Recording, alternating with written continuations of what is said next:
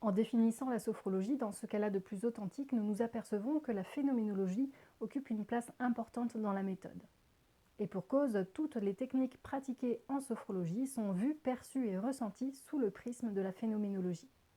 L'attitude même du sophrologue est une attitude phénoménologique qu'il transmettra aux pratiquants.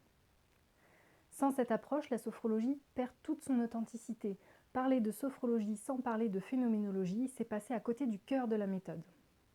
La phénoménologie pose les fondements de la méthode, elle donne le là de la pratique. Elle est donc absolument fondamentale dans la pratique de la sophrologie. Et ne pas l'évoquer laisse place à de nombreux amalgames concernant la sophrologie. Personnellement, je parle toujours de phénoménologie lorsque j'évoque la sophrologie. Pour moi, les deux termes sont devenus indissociables. Cela impose la spécificité de la pratique tout en contribuant à sa reconnaissance. Ok, mais c'est quoi la phénoménologie ? La phénoménologie fascine autant qu'elle fait peur de par sa vastitude et de par sa complexité. Mais rassurons-nous, nul besoin d'être philosophe phénoménologue pour être sophrologue.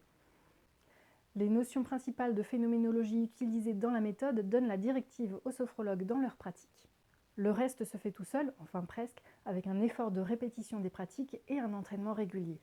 Je rappelle que c'est en se penchant sur la question de la conscience que le fondateur de la sophrologie a trouvé dans la phénoménologie des bases concrètes et solides pour son exploration. Et voici pourquoi. La phénoménologie est une philosophie qui propose d'appréhender la réalité telle qu'elle se donne à voir, en accueillant tous les phénomènes tels qu'ils se présentent à nous et en mettant de côté toutes nos croyances, toutes nos connaissances, tous les jugements, toutes les interprétations, tous les a priori, en mettant à côté tout ce que l'on sait et tout ce que l'on pense savoir. Et un phénomène, c'est ce qui est de l'expérience vécue, c'est tout ce qui se présente à soi. Un phénomène peut être extérieur à soi, le monde qui nous entoure, un bruit ou une odeur par exemple, ou il peut être intérieur à soi, comme par exemple une sensation agréable ou une tension, ou les battements de notre cœur, la respiration. Finalement, tout ce qui se perçoit, tout ce qui se donne à voir est un phénomène. Il s'agit donc d'accueillir tous ces phénomènes tels qu'ils nous apparaissent, comme si c'était la première fois, et en laissant le mental de côté. Pourquoi une telle démarche ?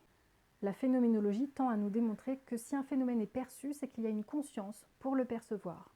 La phénoménologie peut se définir comme la science de l'apparaître, mais aussi plus subtilement de la science de ce qui ne se donne pas à voir de prime abord, des phénomènes un peu plus subtils.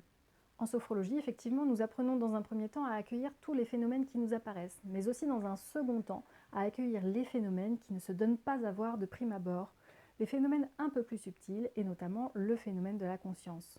Et c'est dans cette exploration des phénomènes que progressivement les pratiquants vont prendre conscience de leur corps, de leur place au monde, de leurs pensées, et puis aussi au fur et à mesure qu'ils vont prendre conscience de leur conscience elle-même et du mouvement de cette dernière. Et c'est dans cette démarche que les pratiquants sont amenés petit à petit, par la force des entraînements réguliers et répétés, à se transformer. Le lien est donc très net entre la sophrologie et la phénoménologie. La sophrologie reprend d'ailleurs la sémantique de la phénoménologie en plus de sa sémantique propre.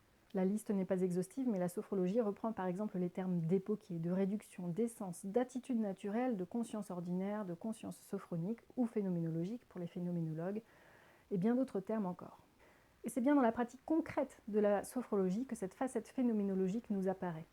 Tout l'art du sophrologue étant bien sûr de transmettre cette attitude phénoménologique aux pratiquants de manière fluide et simple, pour qu'ils trouvent en eux cette nouvelle façon d'être au monde et qu'ils incarnent une nouvelle philosophie de vie plus en lien avec leurs valeurs existentielles.